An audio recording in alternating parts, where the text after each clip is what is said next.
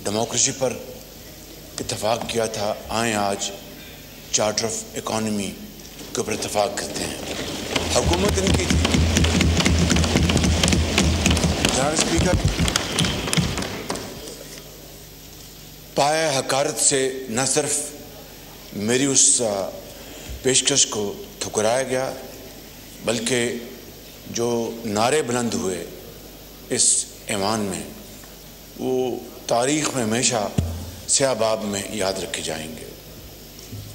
जनाब स्पीकर, अगर किसी के साथ कुछ ज़्यादती होती है तो यकीनन इंसाफ का पलड़ा हर वक्त भारी रहना चाहिए, इसमें कोई दो राय नहीं।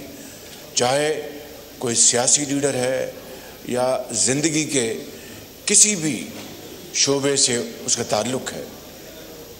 जनाब स्पीकर, जब अगला साल आया, मैंने फिर दोबारा पेशकश की अपनी जो तकरीर थी बजट के हवाले से, आए दोबारा बैठ के बात करते हैं।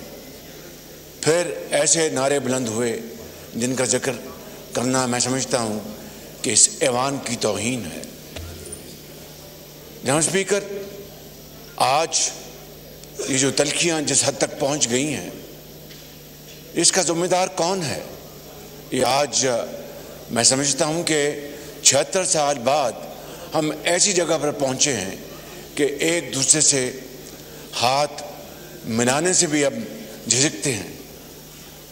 इसी मुल्क में वो ज़माना था कि असम्बलियों में बड़ी तनकीद होती थी, बहुत ज़्यादा मुखालफत में बातें होती थी, लेकिन वो ज़माना था जब सियासतदान एक दूसरे के दुख और सुख में शरीक होते थे।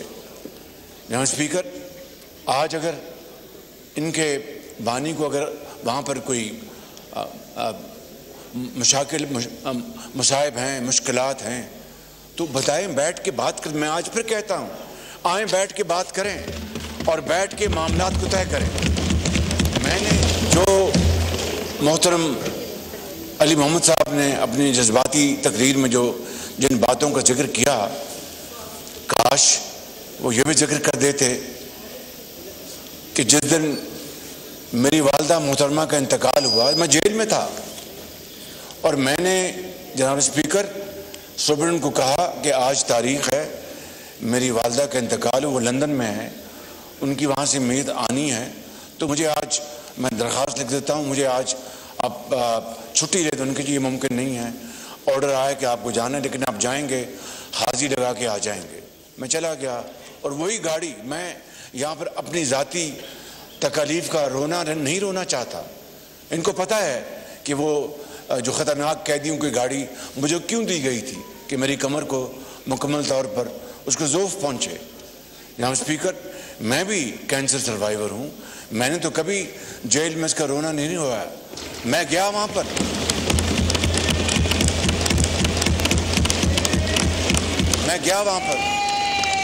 अदालत में गया।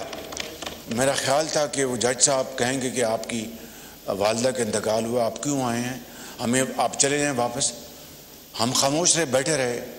हमारे लॉयर उठे, उन्होंने कहा जी कि आज अगर आप इजाज़त दे दें तो। उनके नहीं, मैंने आज बुलाए में विटनेस, हर सूरत बयान रिकॉर्ड होगा। जनाब स्पीकर, मैं आपको अर्ज़ करना चाहता हूँ कि बात बहुत लंबी हो जाएगी। ये ख्वाजा आसफ साहब बैठे हैं, ये राना सनाउल्लाह बैठे हैं, इनको ज़मीनों पर लटाया गया, इनको खाना, ये तो देखिए फ़ैसला इनको कबूल है या नहीं है, या मुझे कबूल है या नहीं है, लेकिन अगर एक फ़ैसला आता है तो एक अंडर ट्रायल कैदी, अली मोहम्मद साहब मुझसे बेहतर जानते हैं, अंडर ट्रायल कैदी और जो जिसको सज़ा मिली उसके जो हकूक़ है, जेल में फ़र्क है। मैं उसमें भी नहीं जाता, लेकिन ये अंडर ट्रायल थे, हम सब अंडर ट्रायल थे। ज़मीनों पर लटाया गया, खाना घर से नहीं लाने दिया गया, दवाइयाँ बंद की गईं। मैं कहता हूं कि मैं किसी सूरत भी नहीं चाहता, मैं यहां पर ऐलान करता हूं बरमला आपके सामने पूरे मुअज़्ज़ज़ ऐवान को गवाह बनाकर कि हम नहीं चाहते कि इनके साथ किस तरह की ज़्यादती हो जो हमारे साथ होंगी।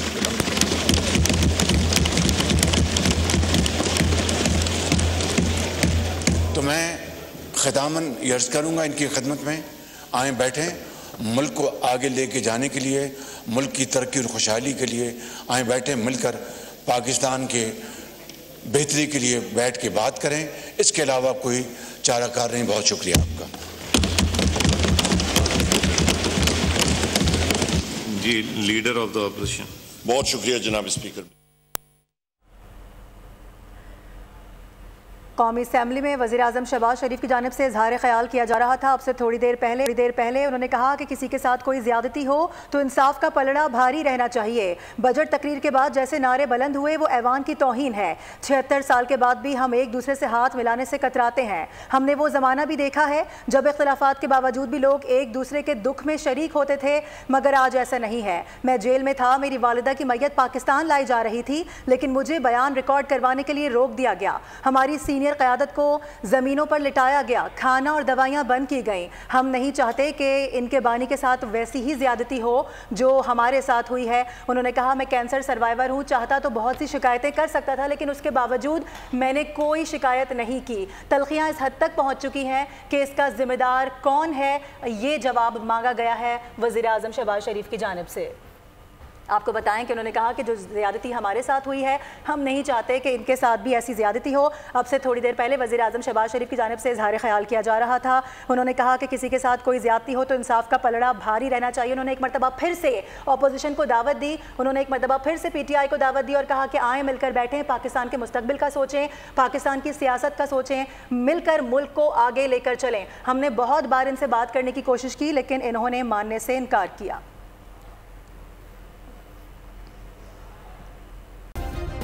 सब्सक्राइब करें और बेल दबाएं ताकि कोई खबर रह न जाए।